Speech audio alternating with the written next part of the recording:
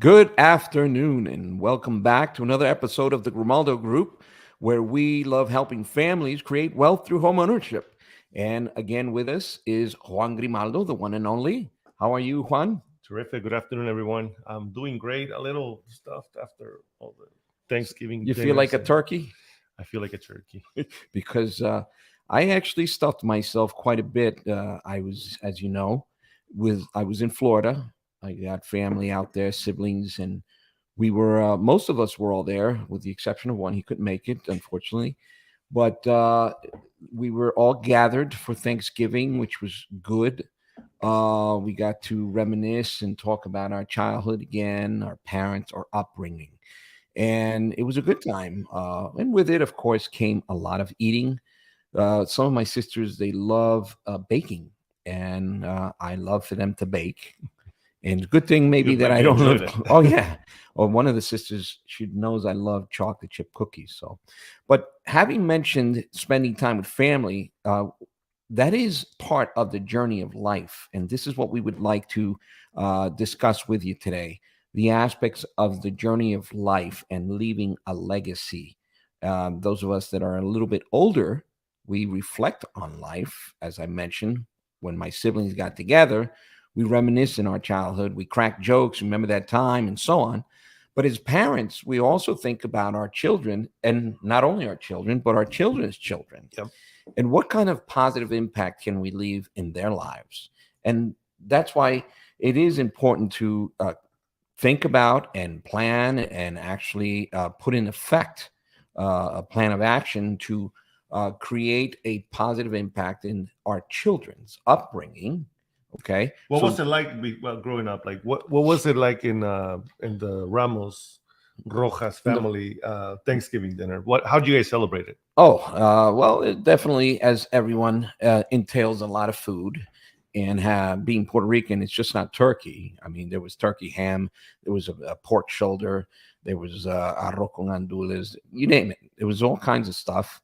And then, of course, there's singing and dancing and thanking God above all things. It's just coming together and overcoming whatever frustrations you're going through in life, is taking and setting aside that time to come together and thank God for the blessings that we've received. And was that a traditional thing to do in Puerto Rico, or was Well, that more like an adopted custom? having been born in Jersey, Okay, and then of course I at the age of 12 we moved to Puerto Rico. gotcha. But Puerto Rico, being a U.S. territory, has adopted a lot of things from the U.S. mainland, to include Thanksgiving. Um, and of course, with a little twist to it, you're going to eat pasteles. You're going to eat. What are pasteles? Because pasteles for our cake, for us are cakes. What are pasteles for you So guys? there you go. For those that don't understand Spanish, there is a difference between, so me Yes, being Puerto Rican and him being of Mexican heritage, right? correct. Pasteles for Puerto Ricans is what tamales are for Mexicans, with the exception that Masa, the the dough. masa, okay, is out of plantain, Okay.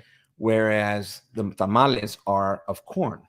So in essence, it's the same thing, It's right? not a pastel for us; it's a Mhm. tamal. I wanted to ask you that question because me being around Angel and other Puerto Rican, Dominican friends, we have in Colombian, right? We have a huge variety of Argentinos. Argentinos nationalities within our group, and it's so interesting because I have to stop and ask them, okay, what does that mean for you guys? Because it's different. So, Yep. thank you, Matt, for sharing that. For us, we don't. There's a lot of things, and I was talking to Helen about this. Helen's my oldest daughter; she's a realtor with us, and I was saying that for us, we didn't celebrate Christmas as a Santa Claus delivering gifts.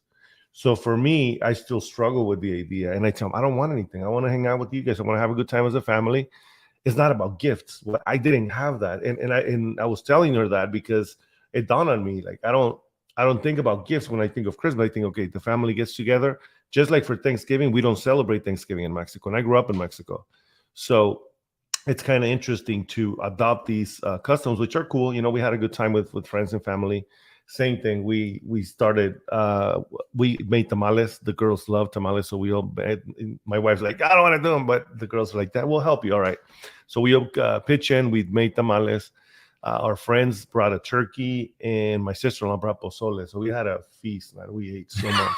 It was It awesome. sounds like a feast. Yes. But yeah, I mean, it's a time to come together, and going back to what we were mentioning as we started, Legacy. leaving a legacy. Okay, life is a journey, and it's what we make it. It's based Mhm. on our decisions, and we have 24 hours in the day. What we do with the 24 hours and the 365 days that we have in the year is going to paint the picture of what our life is going to be. 100%. And it's based on choices that we make. Yep. And then again, me having raised two children, I'm blessed to see them as adults and on their own and with families of their own.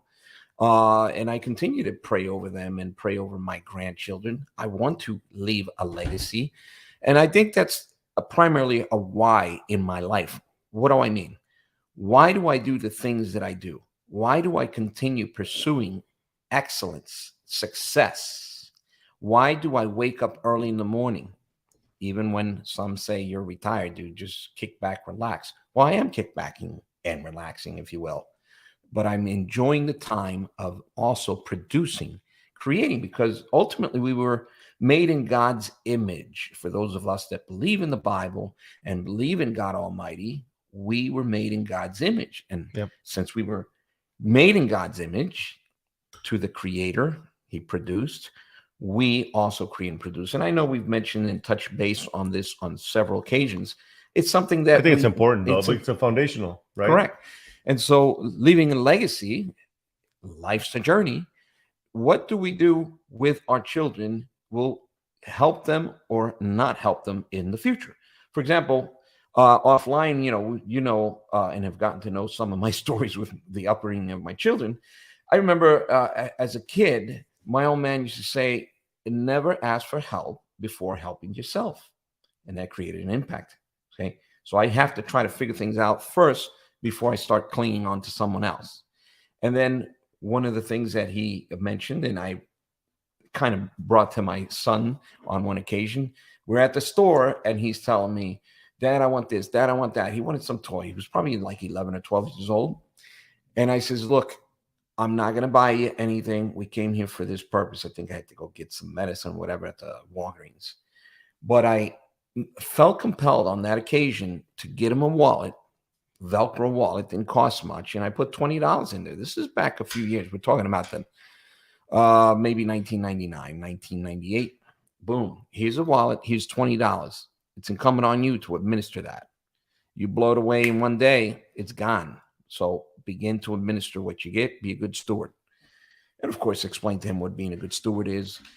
So off he goes. We go back eventually back to the store on some other day. And here this kid is looking at some toys. And he's coming to me and asking for advice. Hey, Dad, of these two different toys, which one do you think would be best for me to buy? I says, well, if you really need to buy it, I would suggest that one over this one because the price on that product is just, it ain't worth it. But that's my opinion. You decide. Remember, that's your wallet. That's your money. I walk away, but I'm observing him. He finally decides to pick one and I have him go pay for it. I'm giving him freedom with supervision.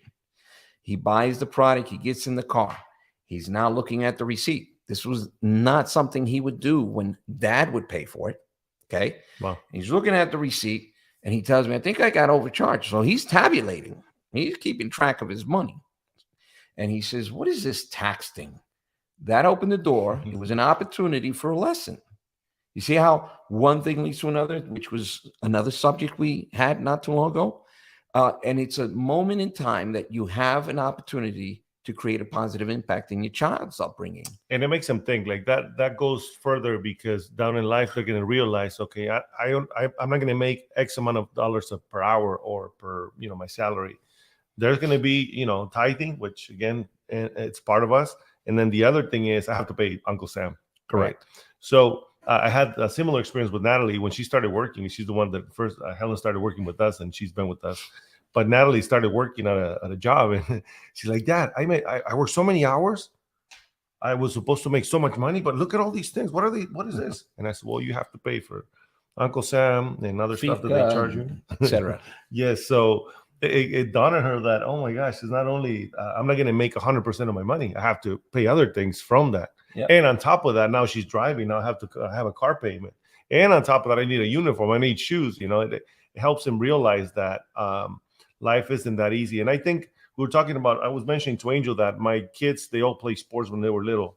And I grew up in a bad neighborhood where actually the kids were very active. That was a huge thing. I was super amazed because they were great athletes. They played soccer. Anything they played, they were the best at. They were super kids. However, unfortunately, we were around a lot of bad stuff, so a lot of them didn't make it. But for us, my mom was super strict. So even though at that time I didn't understand it, my mom didn't let me hang out with them as much, which I now thank her for that, because I would have ended up dead with like them, or in a bad situation. But one thing that I learned when I was a little kid is a lot of the kids that I hung out with, their parents were busy working, both of them. Yep. My father he worked in the fields. When I was born, I was very fortunate to be the youngest of 8, and he spent a little more time with me, and my mom was able to stay home. So when he was working, my mom was home. So I would go to school. She would actually let me cook my own stuff, and she didn't pack my lunch. I had to do it, or iron my clothes. And I remember 6th grade. Nothing wrong with that. And I didn't expect it anymore, because this is what we have. This is lo que hay, you have to take it or leave it. Yep. And but anyways, where I was going with that is that I saw early in time what happens when you let kids roam around by themselves and no parents around. They start getting into a family that takes them, and they feel like they belong. And recently my youngest daughter recommended me a book, and it talks about that. It's about attachment, about how your kids need you. Mm-hmm. No matter if Helen is 20 years old, she's still here. She needs me still. Yeah. She needs me to support her. When she comes to me, I cannot do this. Yeah. Yes, am I going to let her struggle and do her own thing? 100%. However, they feel like you are their anchor, right? Yeah. So going back to when I was young, all these kids were hanging out in the wrong places, doing the wrong things. And I'm not going to say I'm a saint, because I did a lot of stupid stuff when I was a little kid. However, because of my mom and her parenting, even though it was strict and really old-fashioned, which was great, I was able to not do as many things like these other kids. So as I was having a family, the first years that we had our kids young, I remember having a party, and I'm the kind of, and you can attest to this, if I have a couple drinks, I get tired, I want to go to sleep. Yeah. So Yeah. It happened that night, and there was a lot of people, and they left really late. And it kind of hit me, because it was we were Catholic, one of my kids' baptisms. And I says, what kind of party is this for my kid? Yeah. It was more an adult. Am I having a celebration for my kid, or am I looking for an excuse to have a good time with my friends and invite people and get drunk, right? You were using the occasion for. Exactly. So I shifted. I said, you know what? Screw this. I'm going to start working towards my kids and start investing in them. And when I say investing, it's not putting money in their 401k or their retirement plan, none of that. It was investing time with them, taking them to do sports, having them get into positive activities, which I never did. I don't play sports. I have 2 left feet. I can't dance. I can't do any of that stuff. Yeah. Because I never did it, because we can learn anything. That's one thing that I realized down the road too. So what I did is I started investing in my kids, and I'm not done yet. They're 20, 19, and 17.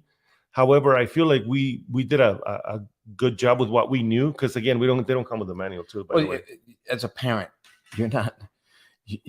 It's not like you know it all. Mm-mm. It's a continuous we don't know anything. learning process. Exactly. But you have to be an active participant. Choice. Okay.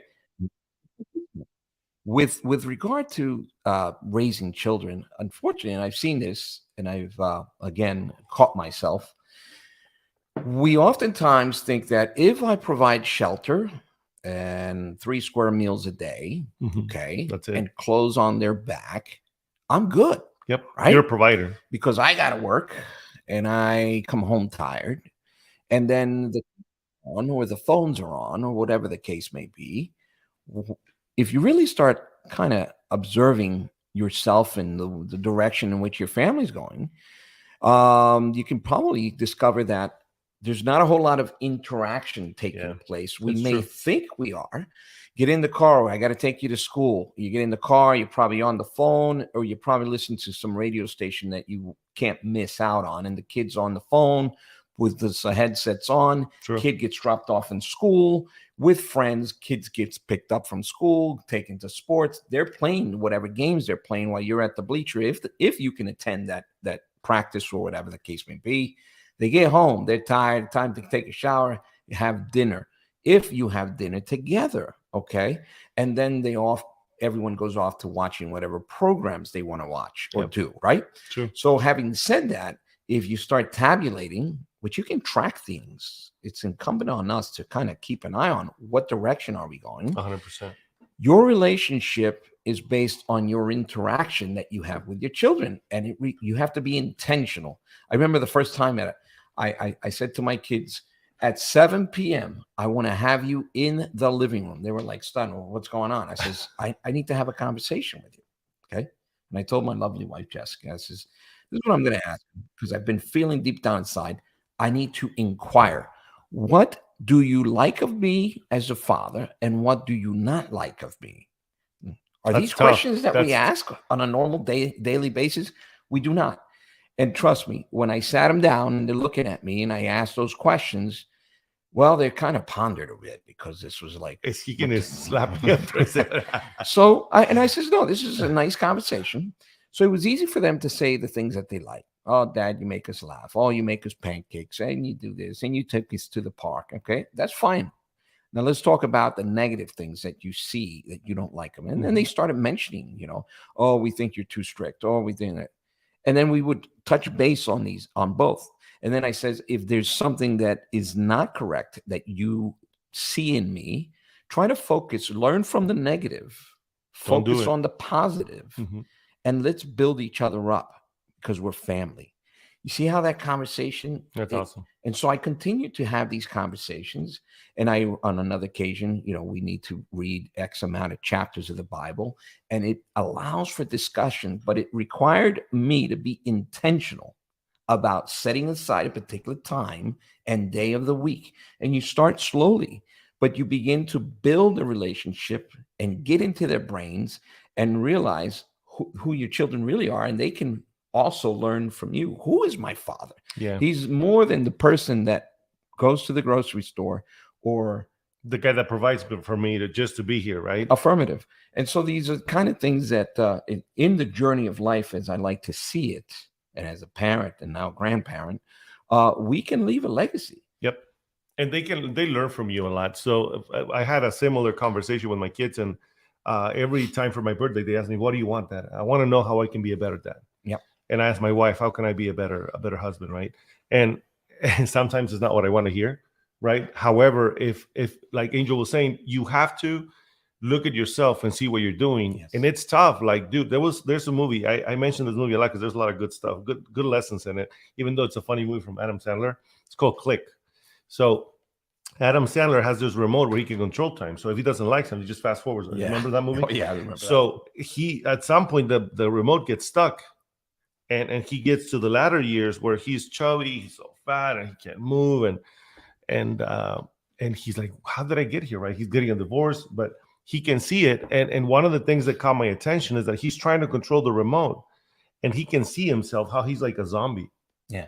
And I've seen myself that way. Like, I trust me, when I say these things, I'm not saying that to do this and that because I am that. I'm not. I'm working on it every single day. So sometimes we're so busy working, so busy trying to reach our goals and dreams and must-haves and that journey of the journey of life where we try to provide, because that's who we are. We're animals, we're beasts. We go out there, we kill, and we bring that games for the family to eat it and have a feast, right? And say, hey, I'm your dad. I got you. I provided for you. However, there's more than that the kids need, right? Yeah. And you have to be there. So again, I felt at some point that I was that zombie, just going through life. Going through the motions. Exactly. And it still happens. Like, I have to wake myself up, say, hey, dude, your kids are there. Turn off the freaking phone. Like, Natalie was here yesterday. She left to her apartment and she's been here every day. But anyways, it's so cool, right? I get to see my daughter again. And I was talking, I said, as soon as she shows up, I put the phone down, turn it off, and flip it upside down because I want to spend time with her and I want to talk to her.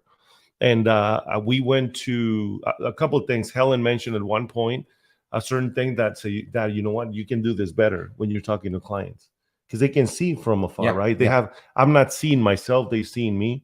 Same thing with Natalie. And I'm gonna say this because I happen to do it all the time, and I'm working on it because some people sometimes I cannot wait for people to finish so I can go in, right?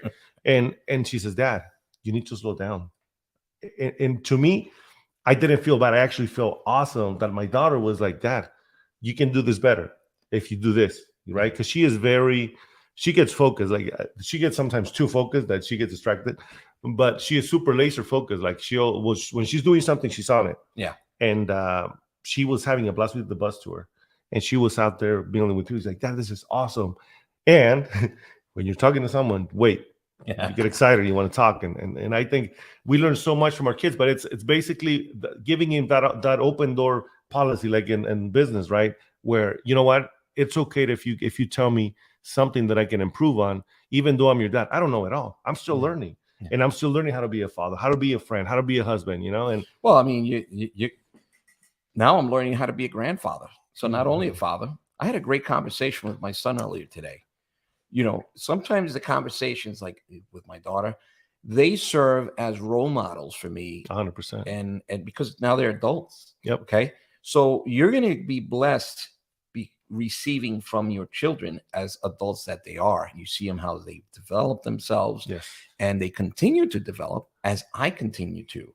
As I've said before on a different occasion, it's until death do us part. Mm-hmm. We continue to strive to grow and expand our horizons, and with that, create a legacy for the children of our children 100%. and beyond.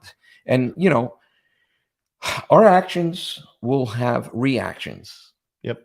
And what actions do we have? Sometimes inaction is potentially inaction. It's an action. It's just making that decision of not doing anything. Mhm. And I just wanted to take you guys back because I feel like this has served me well.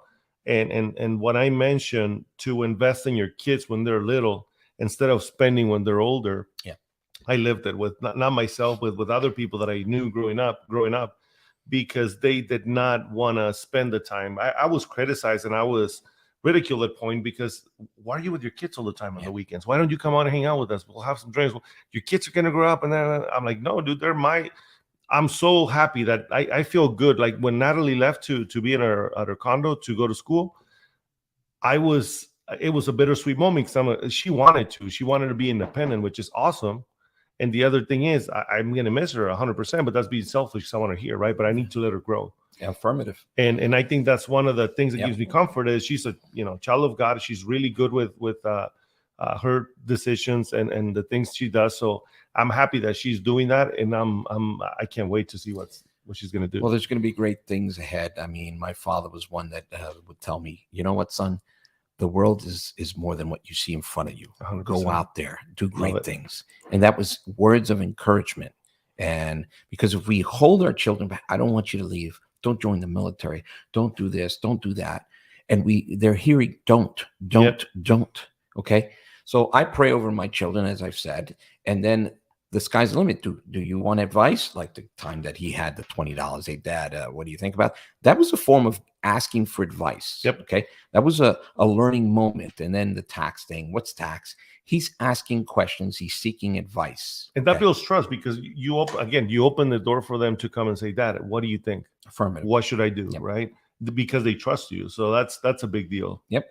So we want to kind of, I know we're realtors, right? But we talk about family matters because these are important things to consider. We love, we're family people, as you've noticed. Yep. And we're also people of faith, and we believe in family. And we just wanted to share our thoughts regarding leaving a legacy and what we have experienced in this journey of life and what we continue to grow and expand and how we do it. And we hope that it's helpful. And if you need any assistance in furthering your thoughts about life and as family, I challenge you. Call us, email us, and we'd be glad to sit down and help you. Definitely. Thanks guys for watching. You have an amazing day. Take care, and we're here, like Angel says. Whatever you need, reach out to us. God bless.